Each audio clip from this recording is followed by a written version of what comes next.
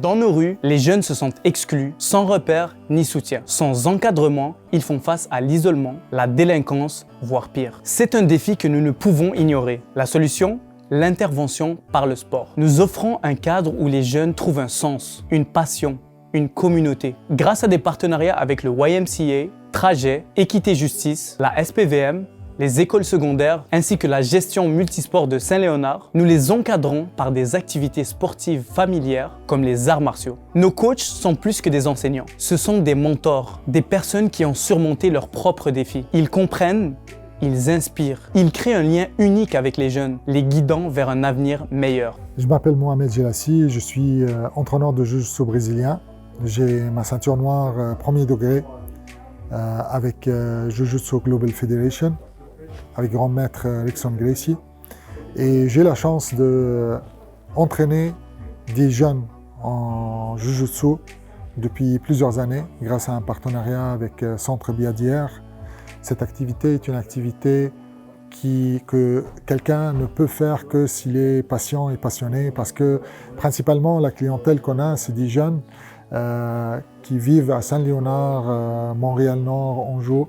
Et dans cette zone-là, les jeunes sont beaucoup exposés aux gangs de rue, à beaucoup de difficultés, c'est principalement des jeunes avec des troubles de comportement ou des jeunes qui ont besoin de travailler sur leur estime de soi pour éviter d'être des victimes d'intimidation. Donc on a toutes sortes de profils, mais on s'entraîne ensemble comme une famille. Et chacun travaille sur ses forces autant que sur ses faiblesses. Ses forces, il les partage avec ses partenaires. Ses faiblesses, il va essayer de pallier là-dessus. Et vraiment, cet entraînement, c'est exactement ce qui nous a permis d'être ce qu'on est aujourd'hui. Une belle famille forte et solidaire. Merci beaucoup. Les résultats sont réels. Écoutez le témoignage touchant d'un des jeunes. Mon père était mort en 2012, quand il a commencé avec Adama, enseignement. Alors, mon père spirituel, c'était Mohamed. Et à la fin, j'ai dit, peu importe mon père il meurt, mais au moins, le Brazilian Jiu-Jitsu est comme mon médicament, antidépression, en vérité. C'est comme, quand j'avais commencé avec le Brazilian Jiu-Jitsu, c'est comme, ouais, je vais pas lâcher. Parce que tout le monde sont tous confiants. Les coachs font confiance.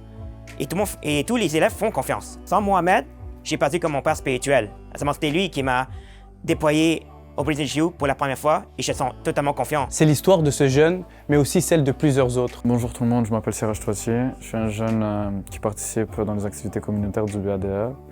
Puis les arts martiaux dans ma vie, ça a changé beaucoup de choses. Par exemple, la confiance en moi, le fait que je puisse prendre plus de décisions, je suis un peu plus autonome dans mes décisions de la vie de tous les jours. Les arts martiaux, ça aussi instaure une certaine discipline dans la vie d'un être humain et d'un homme. Ça nous pousse au-delà de nos limites et tous les pratiquants d'arts martiaux qui regardent ça peuvent confirmer avec moi. Ce que j'ai appris en faisant le jiu-jitsu brésilien, c'est que avant n'importe quelle chose difficile ou un obstacle, je lâche un peu. J'avais pas assez de courage pour s'en sortir.